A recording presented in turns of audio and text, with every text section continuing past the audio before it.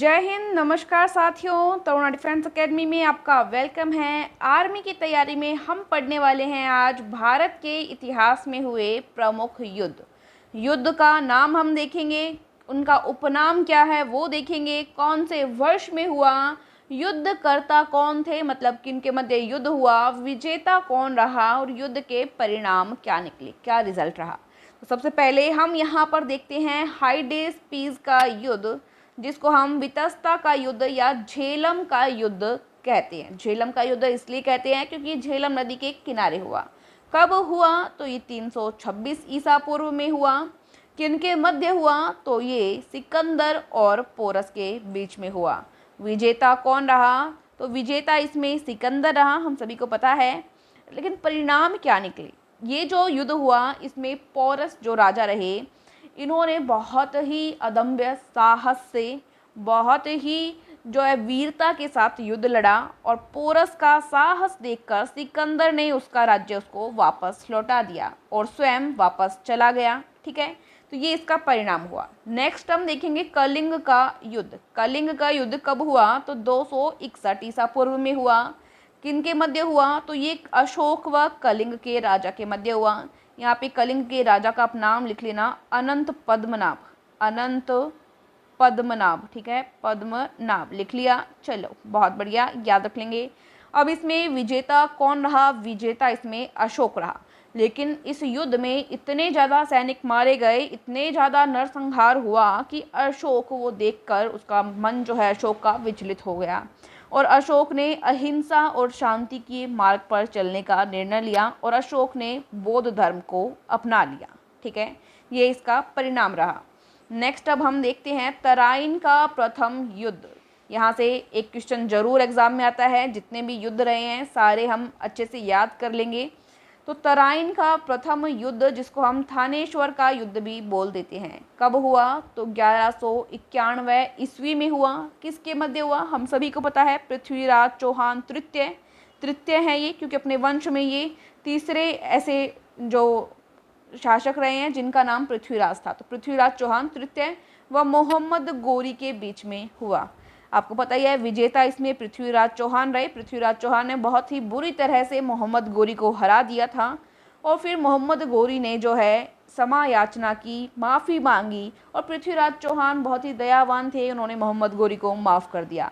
लेकिन मोहम्मद गोरी अपनी हार को भूला नहीं और अपनी हार का बदला लेने के लिए युद्ध की तैयारी करने लगा। ठीक है, तो यहाँ पे रिजल्ट क्या रहा, मोहम्मद गोरी हार का बदला लेने की तैयारी करने लगा। अब मोहम्मद गोरी ने ज़बरदस्त तैयारी की। इधर पृथ्वीराज चौहान को पता नहीं बिल्कुल भी कि वापस भी वो अटैक कर सकता है क्या, और मोहम्मद गोरी ने वापस अटैक किया और वो हुआ तराइन का द्वितीय युद्ध। कब हुआ, इसके जस्ट एक साल बाद 1192 ईस्वी में। किनके बीच, वापस वही पृथ्वीराज चौहान और मोहम्मद गोरी के बीच में हुआ। इसमें कौन जीता, इसमें छल कपट साजिश से मोहम्मद गोरी ने जयचंद की सहायता से पृथ्वीराज चौहान को हरा दिया।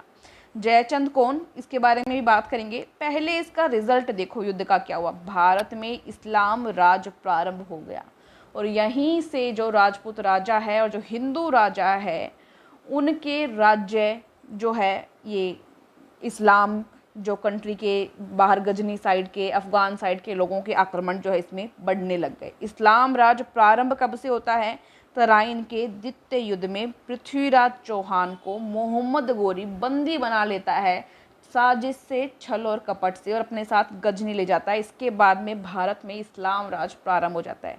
जयचंद की बहुत बड़ी इसमें चूक रही। जयचंद कौन, जयचंद पृथ्वीराज चौहान का ससुर था। अब आप सोचोगे ससुर होने के बाद में भी उसने इतना गंदा काम किया कि यहाँ तो एक साइड अपनी बेटी का सुहाग उजाड़ दिया और दूसरी साइड पूरे भारत को जो है इस्लाम के हाथ में सौंप दिया या दूर देश के लोगों के हाथ में सौंप दिया। तो जयचंद जो है बहुत ही बेवकूफ़ आदमी रहा, एक तरह से कहना चाहिए। अब जयचंद जो है, जयचंद ने ऐसा क्यों किया, अब जयचंद ने ऐसा इसलिए किया कि जो जयचंद की बेटी थी संयोगिता, अब मैं थोड़ा सा डायग्राम बना देती हूँ आपको। ये मानो आप जयचंद की बेटी मान लो संयोगिता, ठीक है, ये संयोगिता थी और ये मानो आप थे पृथ्वीराज चौहान, ठीक है, ये है पृथ्वीराज चौहान। अब संयोगिता और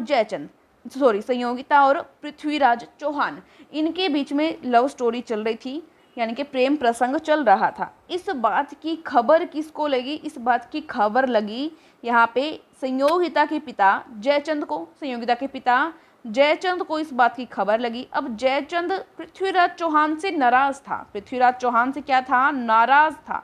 नाराज क्यों था? क्योंकि दिल्ली का राज्य पृथ्वीराज चौहान को मिल गया था, और इसलिए मिल गया था क्योंकि बहुत ही कम उम्र में बहुत अधिक वीर और प्रतिभाशाली थे, इस कारण मिल गया। और जयचंद आस लगाकर बैठा था कि दिल्ली का राज्य जयचंद को मिल जाएगा, इसको मिल जाएगा। लेकिन जयचंद को नहीं मिलकर दिल्ली का राज्य किसको मिला? पृथ्वीराज चौहान को मिला। और पृथ्वीराज चौहान स्वयं किसके शासक थे? स्वयं पहले से अजमेर के शासक थे। अब उनके पास अजमेर का राज्य भी था ही, और दिल्ली का राज्य भी आ गया। अब जयचंद इस बात से खफा था। जैसे ही जयचंद को पता चला कि उनकी बेटी संयोगिता और पृथ्वीराज चौहान की कुछ लव स्टोरी चल रही है, मतलब दाल में कुछ काला है, ऐसा उसको पता लग गया, तो जयचंद ने क्या किया? एक स्वयंवर रचाया। स्वयंवर अपनी बेटी का किया। पहले ऐसे होता था कि जो राजपूत राजकुमारी होती थी, उनको अपना वर चूज़ करने की, मतलब अपना पति चूज़ करने की पूरी स्वतंत्रता होती थी। और बहुत से देश विदेशों के राजा आते थे, और वहाँ पे बहुत सारी प्रतियोगिताएं कराई जाती थी। फिर जो भी राजा उसमें जीतता था, या जो राजा राजकुमारी को पसंद आता था, राजकुमारी उसको अपने पति के रूप में चुन लेती थी। ऐसा होता था। अब जयचंद ने सभी राजाओं के पास प्रस्ताव भिजवाया कि आप आइए और स्वयंवर में हिस्सा लीजिए। लेकिन पृथ्वीराज चौहान के पास उन्होंने ये प्रस्ताव नहीं भिजवाया। अब एक लाइन में बहुत सारे राजा बैठे हैं, ऐसे सोचो, इधर बहुत सारे राजा बैठे हैं, यहाँ पे बहुत सारे राजा बैठे हैं। इंटरेस्टिंग स्टोरी है, सुनना चाहिए। क्लास हम आगे कवर कर लेंगे, कोई दिक्कत नहीं है, एग्जाम में अब तो टाइम मिल गया है हमको, तो छोटी सी स्टोरी है। हमारा इतिहास जो है हमको पता होना चाहिए, इसलिए मैं बता देती हूँ। ये ऐसे बहुत सारे राजा बैठे हैं, ठीक है, यहाँ पे बहुत सारे राजा बैठे हैं लाइन लगा के कि संयोगिता कब आए और हमारे गले में माला डाल दे। अब जयचंद ने क्या किया? पृथ्वीराज चौहान की इंसल्ट करने के लिए जो दरबार होता है, जो क्या होता है, गेट होता है, इस गेट के बाहर जो द्वारपाल होता है, उस द्वारपाल की जगह किसकी प्रतिमा लगा दी? पृथ्वीराज चौहान की प्रतिमा लगा दी। हाथ जोड़ के खड़ा था वो, ठीक है, ऐसी प्रतिमा लगा दी। अब संयोगिता यहाँ से आती है, संयोगिता आती है, सभी राजा देखते रहते हैं, और वो देखते रह जाते हैं, और वो जाके पृथ्वीराज चौहान के पुतले के गले में माला डाल देती है। ये बहुत ही इंटरेस्टिंग सी चीज़ हो जाती है वहाँ पे। इसमें फिर बाकी जो राजा हैं वो हो जाते हैं नाराज कि तुम्हारी बेटी का पहले से ही लव मैटर कहीं और चल रहा था, तो तुमने हमको यहाँ बुलाकर इंसल्ट किया ही क्यों हमारा, ठीक है। तो ऐसे सारे राजा जो है वो नाराज हो कि चले जाते हैं अपने अपने जगह पे। अब जयचंद को गुस्सा आता है, और जयचंद क्या करता है? संयोगिता को एक रूम में बंद करवा देता है। इस बात की खबर चलती है पृथ्वीराज चौहान को, और पृथ्वीराज चौहान आके अपनी छोटी सी सेना लेके आता है। वो ज़्यादा बड़ी सेना नहीं लेके आता, और वो अटैक कर देता है जयचंद पे। और जयचंद कन्नौज का शासक था। कहाँ का शासक था? कन्नौज का, ठीक है, कन्नौज का शासक था। अब जयचंद पे अटैक कर दिया पृथ्वीराज चौहान ने, और वो संयोगिता को वहाँ से ले जाता है। संयोगिता को ले आया, वो अजमेर ले आता है पृथ्वीराज चौहान संयोगिता को, और वो विवाह कर लेते हैं, शादी कर लेते हैं, ठीक है। ये स्टोरी रहती है। अब इस बात से नाराज हो गया जयचंद, क्योंकि इंसल्ट हो गई उसकी। अब पहले ही तुमको पता है जो इतने बड़े राज्य अजमेर का और दिल्ली का राजा है, क्यों परेशान किए? अब बेटी को पसंद था, और लड़का लड़की राजी तो क्या करेगा, काजी वाली स्टोरी यहाँ पे हो गई थी। बेटी को पसंद था, सबसे बड़ी बात तो ये थी, तो इतना बड़ा राजा शादी कर देनी चाहिए थी। बट उसको ईगो ये था कि उसको दिल्ली का राज्य नहीं मिला। तो ऐसे केस में वो बहुत ही गुस्सा हुआ, और जाके वो मोहम्मद गोरी से मिल गया। वो है ना, दुश्मन का दुश्मन भाई भाई वाली कहानी है ना, दुश्मन का दुश्मन भाई भाई। तो वो कहानी जयचंद ने अपनाई, ठीक है। वो कहानी किसने अपनाई? जयचंद ने अपनाई। तो ये इतना आप समझ गए। इसके बाद में क्या हुआ? जयचंद मोहम्मद गोरी से जाके मिल गया, तो मोहम्मद गोरी और जयचंद ने प्लानिंग की पृथ्वीराज चौहान को हराने की। अब मोहम्मद गोरी को पता चल गया, मोहम्मद गोरी ने अटैक कर दिया। पहले तो पृथ्वीराज चौहान को बंदी बना लिया, वो जीत लिया जो तराइन का द्वितीय युद्ध था। उसके बाद में मोहम्मद गोरी ने अटैक कर दिया जयचंद पर ही। चंदावर का युद्ध हुआ 1194 ईस्वी में।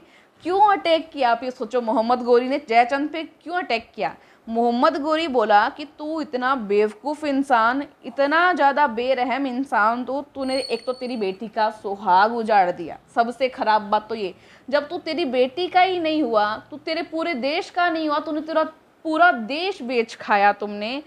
तुमने पूरा जो है तुम्हारा हिंदू राज्य ही ख़त्म करवा दिया, इस्लाम राज्य की स्थापना हो चुकी, तो तुमने तुम्हारे देश के साथ ही वफादारी नहीं निभाई, तो तुम मेरे साथ क्या वफादारी निभाओगे। ये बोला मोहम्मद गोरी ने, किसको? जयचंद को, और जयचंद पर आक्रमण कर दिया और जयचंद को मार दिया। ठीक है, तो यहाँ पे किस किस के मध्य युद्ध हुआ? जयचंद और मोहम्मद गोरी के मध्य युद्ध हुआ। हारा को जीता कौन? मोहम्मद गोरी जीत गया, जयचंद हार गया और जयचंद को मार दिया गया इस युद्ध के अंदर। ठीक है, ये परिणाम निकला यहाँ पे। अब इसके बाद में पानीपत का प्रथम युद्ध। पानीपत का प्रथम युद्ध कब हुआ? 1526 ईस्वी में हुआ। किसके मध्य हुआ? तो ये इब्राहिम लोदी और बाबर के मध्य हुआ। ठीक है, जीता कौन? बाबर जीता, क्योंकि बाबर के पास बड़ी सेना थी और साथ में बहुत ही आधुनिक जो है हथियार थे, आधुनिक हथियार थे। ठीक है, तो क्या परिणाम निकला? रिजल्ट क्या रहा? रिजल्ट आपको पता है, मुगल राज प्रारंभ हो गया। भारत में मुगल राज प्रारंभ हो गया, मुगल आ गए यहाँ से। ठीक है, इसके बाद में आता है खानवा का युद्ध। ठीक है, 1527 ईस्वी में हुआ। किन के मध्य हुआ? बहुत इंपॉर्टेंट है, बाबर व राणा सांगा के मध्य हुआ। राणा सांगा ऐसे मानते हैं, इतने वीर थे, इतने साहसी थे, 80 घाव लग जाने के बाद में भी ये लड़ते रहे। एक आंख नहीं है, एक हाथ कटा है, एक पैर कटा है, उसके बाद में भी ये युद्ध में लड़े हैं और बहुत ही वीरता से लड़े हैं। ठीक है, अब बाबर इसके अंदर विजयी हुआ, क्योंकि बाबर के पास आधुनिक हथियार थे, तोप थे, बारूद थे।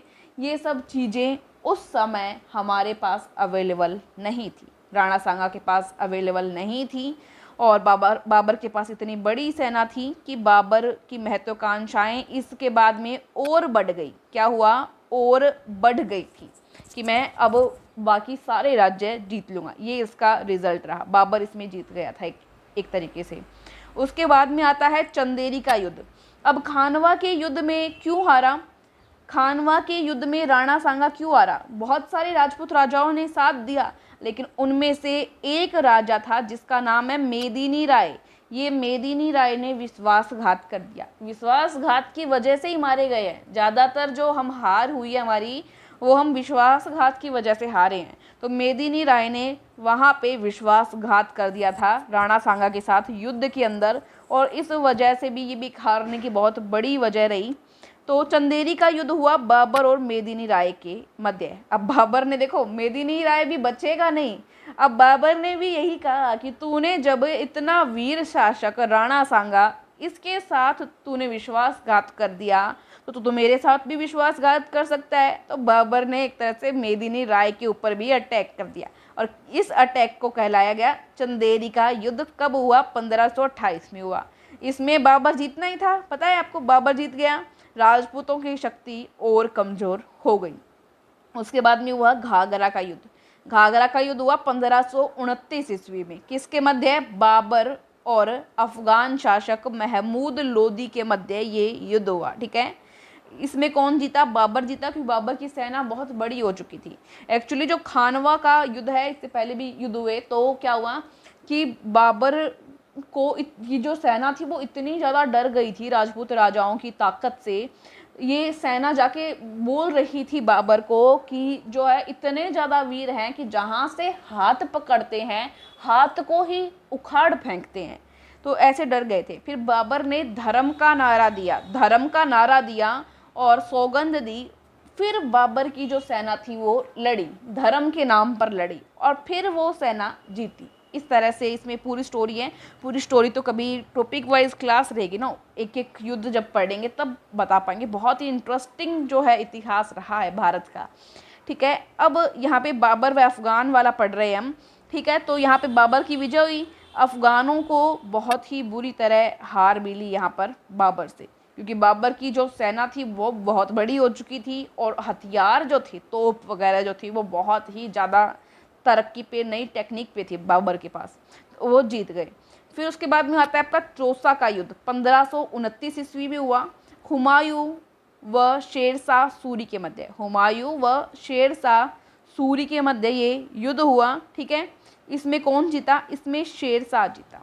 हुमायूं कौन है यहाँ पे? हुमायूं यहाँ पे अकबर का पिता, समझ गए? अकबर का पिता यानी कि बाबर का बेटा, चाहे तो बाबर का बेटा समझ लो हुमायूं, या अकबर का पिता, समझ गए?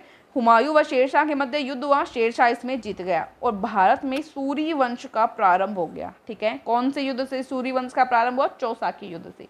इसके बाद में आता है बिलग्राम का युद्ध। बिलग्राम का युद्ध होता है आपका 1540 ईस्वी में। किसके मध्य? वापस शेरशाह व हुमायूं के मध्य। ठीक है, इसमें वापस शेरशाह जीतता है और हुमायूं बहुत बुरी तरह हार जाता है और हुमायूं को राज्य छोड़ के भागना पड़ता है। इसके बाद में आता है पानीपत का द्वितीय युद्ध। पानीपत का द्वितीय युद्ध किसके मध्य हुआ? कब हुआ? पहले तो ये देखो 1556 ईस्वी में हुआ, अकबर और हेमू के बीच में हुआ। ठीक है, अकबर और हेमू के बीच में अकबर जीत गया। अकबर का सेनापति बैरम खां बहुत ही शानदार सेनापति था, तो इसके संरक्षण में युद्ध हुआ था बैरम खां के, और अकबर की सेना इसमें जीत जाती है। अफगान शासन का यहाँ अंत हो जाता है। ठीक है, नेक्स्ट है यहाँ पर तालीकोट का युद्ध। तालीकोट का युद्ध कब हुआ? 1565 ईस्वी में हुआ। बहमनी व राम राजा के मध्य हुआ, विजयनगर में। ठीक है, बहमनी व राम राजा, इसमें बहमनी जो है वो जीत जाता है। और क्या रिजल्ट रहा इसमें कि दक्कन का हिंदू राज्य कमज़ोर हो गया। ठीक है, इसके बाद में नेक्स्ट है हल्दी घाटी का युद्ध, बहुत ही इंपॉर्टेंट। कब हुआ? 1576 ईस्वी में हुआ। महाराणा प्रताप, वीर शिरोमणि महाराणा प्रताप व अकबर के मध्य हुआ। इसमें एक्चुअली वैसे तो परफेक्टली ये नहीं बताया जाता है कि इसमें अकबर की विजय हुई या महाराणा प्रताप की हार हुई।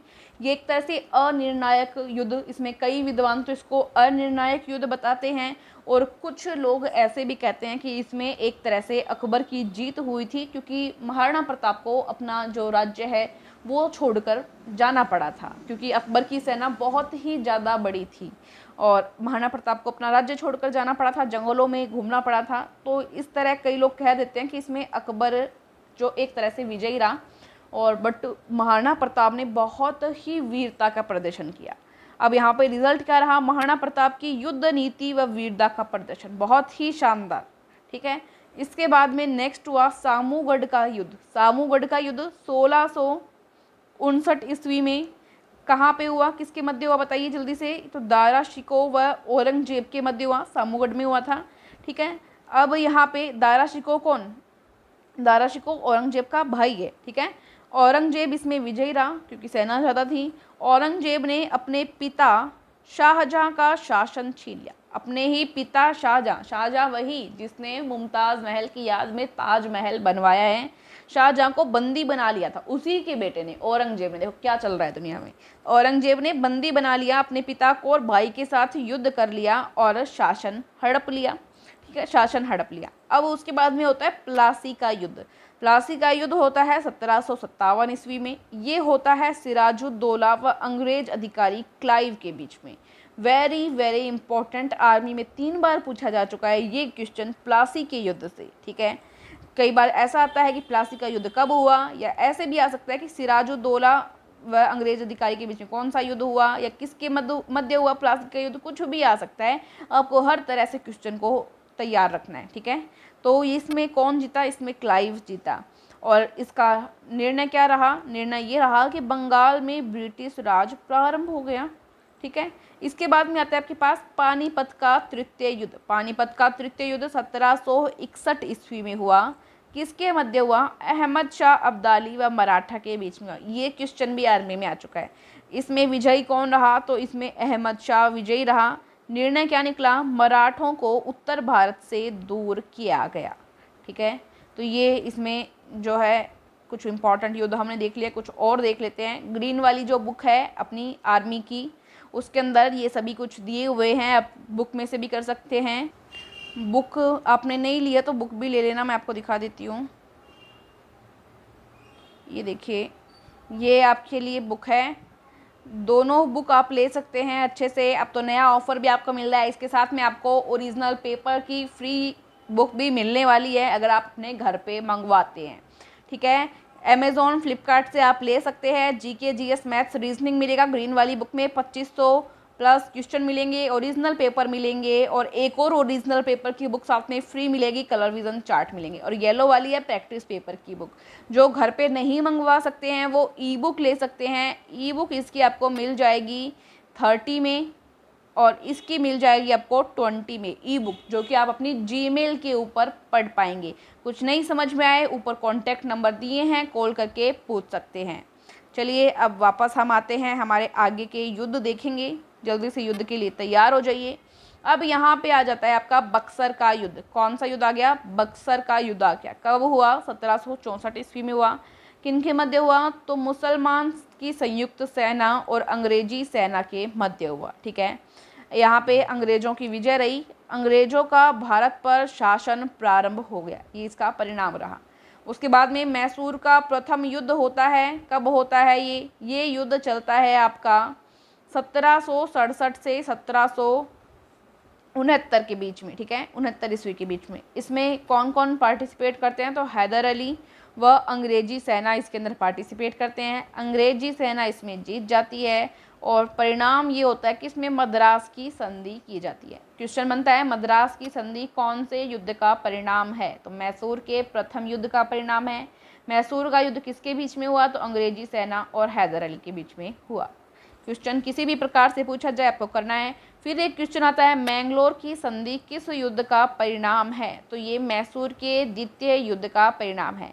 ये कब हुआ? तो ये 1780 से 1784 ईस्वी के बीच में हुआ। किसके मध्य? तो वही अंग्रेजी सेना और हैदर अली की सेना के बीच में हुआ। वापस अंग्रेज जिसमें जीत गए और मैंगलोर की संधि हैदर अली को करनी पड़ी। ठीक है, अब यहाँ पे मैसूर का तृतीय युद्ध होता है। कब होता है? 1790 ईस्वी में होता है। इस बार आ जाते हैं यहाँ पर टीपू सुल्तान और अंग्रेजी सेना आमने सामने।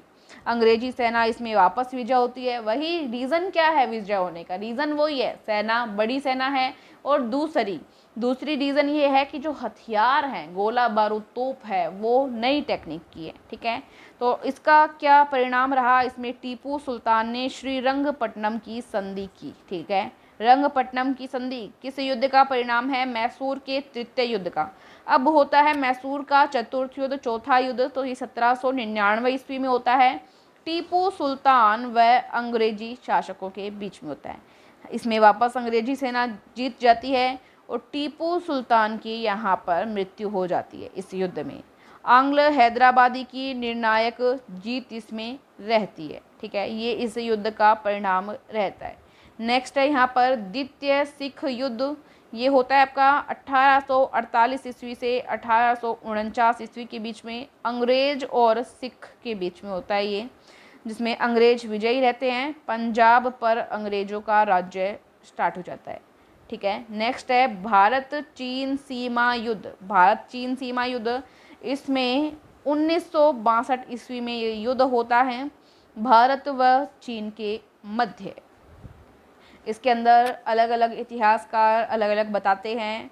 भारत और चीन के मध्य कई जो इतिहासकार बताते हैं कि यह अनिर्णायक युद्ध रहा, मतलब कोई नहीं हारा कोई नहीं जीता। कुछ जो है विद्वान ऐसे भी बताते हैं, कुछ इतिहासकार, कि इसमें चीन विजयी रहा। भारत को इसमें काफ़ी नुकसान झेलना पड़ा था और नुकसान तो चीन का भी हुआ था, बट भारत उस समय स्वतंत्र हुआ ही था, कुछ ही साल हुए थे और कुछ सालों के बाद में ही यहाँ पर जो है युद्ध का सामना करना पड़ गया था। अब चीन ने बहुत ही गंदी हरकत की इसमें। चीन ने छल और कपट किया, साजिश की इस युद्ध में और अंतर्राष्ट्रीय स्तर पर चीन की छवि धूमिल हो गई। सभी देशों ने चीन पर थू थू की, सभी देशों ने चीन पर जो है बहुत ही चीन पर टिप्पणी की, बहुत ही बुरा चीन को बताया गया इस युद्ध में। ठीक है, क्योंकि चीन जो है आपको पता ही है, हर बात में छल कपट जो है चीन को पहले रहता है। अब दूसरा यहाँ पे होता है भारत और पाकिस्तान का युद्ध।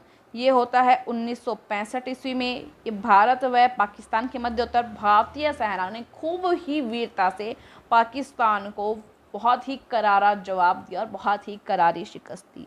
लेकिन इतिहासकार बताते हैं कि ये जो युद्ध है वो अनिर्णायक रहा, क्योंकि इसमें जो है बाहरी देशों ने हस्तक्षेप किया और इसको युद्ध विराम जो है करवा दिया गया। अब यहाँ पर देखिए, संयुक्त राष्ट्र के घोषणा पत्र के द्वारा युद्ध विराम युद्ध पे विराम लगवा दिया गया। संयुक्त राष्ट्र जो सभी देशों की एक म्यूचुअल जो यूनिट होती है उसने यहाँ पर घोषणा पत्र जारी किया और युद्ध विराम दोनों देशों की तरफ से लग गया, भारत और पाकिस्तान की तरफ से। अगर ये लोग इसमें हस्तक्षेप नहीं करते तो आज पीओके, पाक अधिकृत कश्मीर शायद हमारा होता, शायद ही नहीं पक्का हमारा होता अगर ये लोग बीच में नहीं एंट्री करते अपनी। इन लोगों ने युद्ध विराम करवा दिया, वरना भारत की सेना जबरदस्त जोश में थी और बहुत ही बुरी तरह पाकिस्तानियों को घुमा घुमा के मारा गया इस युद्ध में।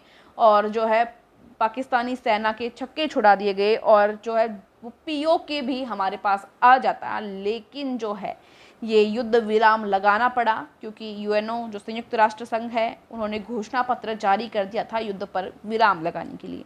तो ये इस युद्ध में रहा। उसके बाद में भारत और पाकिस्तान का एक और युद्ध हुआ। वो युद्ध होता है 1971 ईस्वी में भारत व पाकिस्तान के बीच में। अब पाकिस्तान को पता होना चाहिए बाप बाप रहता है, बेटा बेटा ही रहेगा, तो क्यों जानबूझ के आफत मोल लेना। लेकिन पाकिस्तान जो है अपनी हरकतों से बाज नहीं आता और वापस हर बार की तरह पाकिस्तान को बहुत ही मुंह तोड़ जवाब मिला और भारत की यहाँ पर शानदार जीत हुई। निर्णायक भारतीय विजय पूर्वी पाकिस्तानी सैन्य कमान का आत्मसमर्पण, पाकिस्तानी सेना को आत्मसमर्पण करना पड़ा। ठीक है, बेइज्जती करवा ली अपनी पाकिस्तान ने हर बार की तरह। उसके बाद में होता है यहाँ पर कारगिल का युद्ध। कारगिल का युद्ध होता है 1999 ईस्वी में भारत व पाकिस्तान के बीच में। पता ही है ये तो आप सभी को, भारत बहुत ही शानदार जीत भारत ने इसमें हासिल की। पाकिस्तानी सेना की वापसी, भारत का अपनी भूमि पर पुनः नियंत्रण। पाकिस्तानी सेना इसमें आगे बढ़ आई थी। अब भारतीयों ने, जो भारतीय सैनिक थे, उन्होंने बहुत ही साहस और वीरता से अपनी भूमि पर वापस कंट्रोल ले लिया था। ठीक है, तो ये युद्ध रहा कारगिल का द्वितीय युद्ध। तो ये काफ़ी सारे युद्ध जो इम्पोर्टेंट हैं, जहाँ से क्वेश्चन आपके एग्जाम में बन सकता है, वो हमने कवर कर लिए हैं एक ही क्लास में। और आप नेक्स्ट टॉपिक मुझे बता सकते हैं। ये 3 स्टूडेंट्स ने मुझे रिकमेंड किया था, इसमें नाम है इनका रमेश, एक स्टूडेंट का, तो दूसरे का व्योमेश। ठीक है, और एक स्टूडेंट का नाम मुझे याद नहीं आ रहा है, बट दोनों ने बहुत ही बार मुझे कह दिया 2-3 बार फ़ोन करके कि जितने भी युद्ध हैं वो एक क्लास के अंदर आप करवा दीजिए ताकि हमें जो है अच्छे से याद हो जाए। अब कोई और टॉपिक रहता है जो आप लोग करना चाहते हैं तो आप मुझे कमेंट बॉक्स में कमेंट करके भी बता सकते हैं या कॉल करके भी बता सकते हैं। Thank you so much. जय हिंद। क्लास पसंद आती है, इतने सारे युद्ध हमने एक ही क्लास में कर लिए हैं, तो प्लीज़ शेयर करें। फौजियों क्लास को शेयर करने में कंजूसी नहीं करें। Thank you so much. जय हिंद।